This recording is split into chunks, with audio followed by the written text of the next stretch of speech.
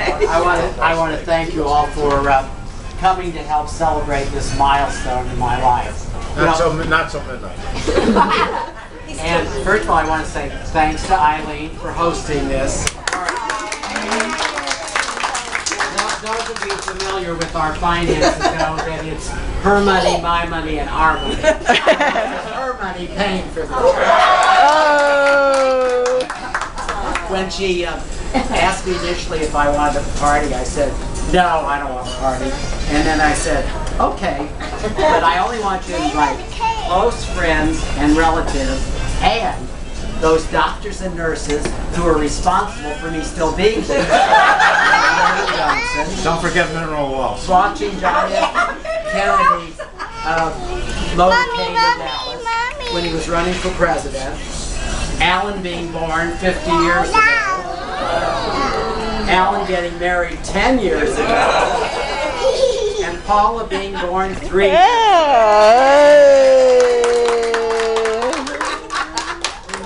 Remembering all that, I must be 80 years old. Oh. What did I do yesterday? You know, the decades have really flown by, and I started thinking about something significant from each decade. So let's start with 1932. The Big Depression was on, and out I came.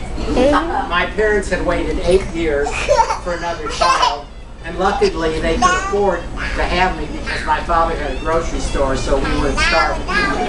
And my brother Bob, who was 8 years older, loved the fact that he could pinch my fat body and make me cry. Then 1942, the big war was on, and I was in grade school collecting grease, bacon grease, and newspapers for the war effort. And then I was also counting ration stamps for my father because he had a collection of ration stamps and he needed somebody to count them before I turned them in, so that was my job. Also, I was watching my parents worry about their 18-year-old son. My brother had gone off to the Navy. 1952, that was the end of my freshman year of college and a summer job working in the admissions office of St. Luke's Hospital in Kansas City. It was also the year I met Eileen at the University of Missouri. 1962, a big year for us. I was working in public relations in Dallas, and Alan was born.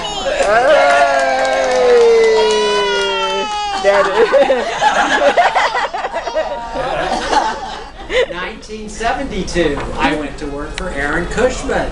Oh. And that and met all these wonderful friends who are here today. Yeah, that was the good part. Avis and I started on the same day. Sorry, I couldn't help myself. Dorothy, Avis, I couldn't help myself. Dick, Sorry. Kiki, and that's it. I stopped to thank the people for my first 2 jobs at Philip Leslie and Harshey Rotman Brother. They're all dead. 1982, Alan was in college and my bank account was dwindling. Will I ever get that kid off my back? 1992, I went to work for the EPA and started a wonderful second career. I made a lifelong friend with Mary Canavan, who is also here today. 2002.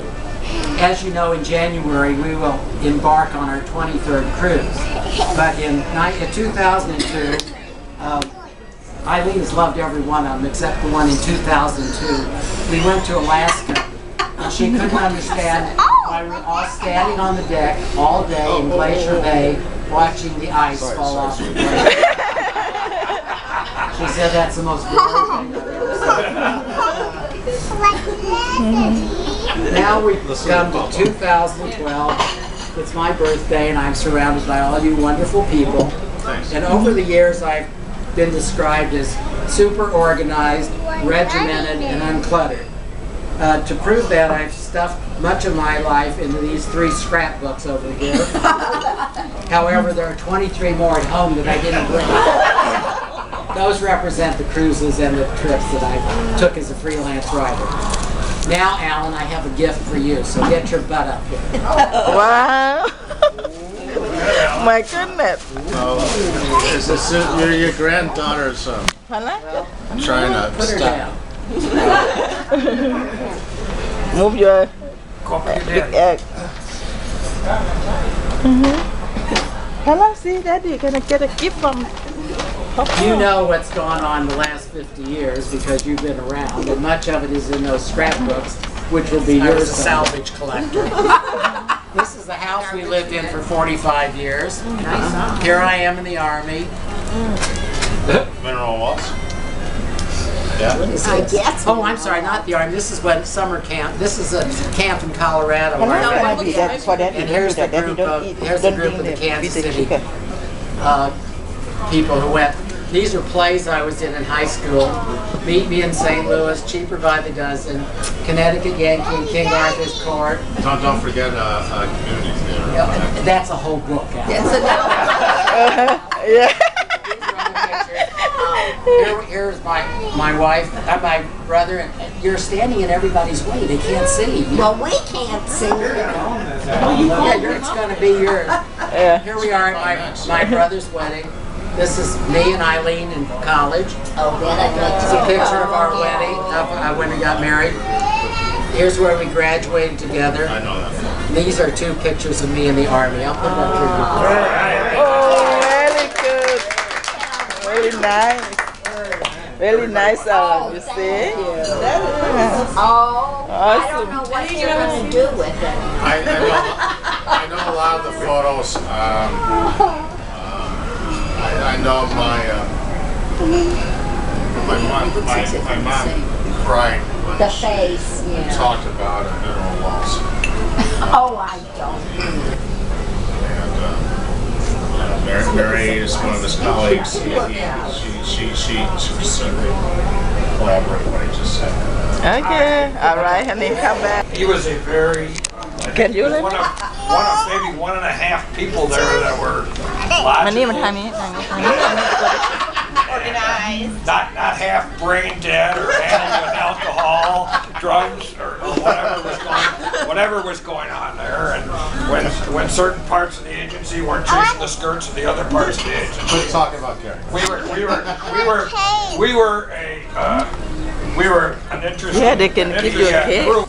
It was interesting that Phil was a guy that you could not only count on for a good laugh or the latest office rumor, but Mainly the room. you could certainly count on him to bring a very level-headed account. So there it says, Phil, it's your account. Go do something with Well, it. after two people fail. Yeah. But the point being, We were looking around, it was like, who can really do this job and not screw it up before she comes back in 6 months? And we thought, God, we really like working with Phil. So we went through all the, jumping through the hoops that you have to do for the government to move somebody 3 feet, and we ended up getting Phil. Phil was working with me. And then, luckily for me, the gal who was working, that Phil was filling in for, decided after 6 months she really wanted to stay home and be a full-time mom. So then I was lucky enough to have Phil stay on and work with me for how many years? 12 years. And just one little tale, dealing with Congress, you think now with the fiscal cliff, this is, it's like we're used to the profiles and courage that you deal with up on the hill. But we were up there one day and they have a little tram that runs between the buildings, the Senate and House office buildings and the Capitol to get the members over there when they have to go for a vote.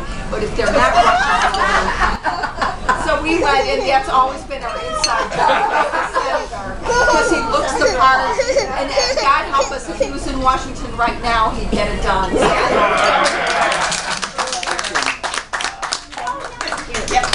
But whenever it's Phil and Eileen, I can't wait to get there because they've been such good, dear, wonderful friends all through the years, and they're always fun.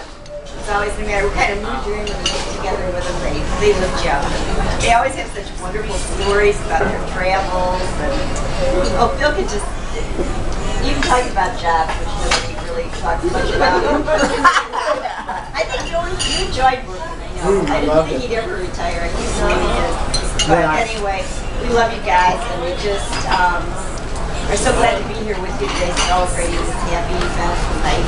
I'm sure for the next 20 years you'll probably still be traveling the world, having a great time and bringing the stories home to us. From your mouth to God's ears. I do have to say something Mary J said about retiring. I did love my job, both at Cushman and at EPA, and here I was, 75 years old, and I was still working. And I said, I'm not going to work. I'm going to retire before my next birthday, which was in 76. So I told her when always these people came up to me and said, why are you retiring? You love your job. You're so full of energy. I said, are you going to work 50 years? Oh, no. That's why I'm retiring.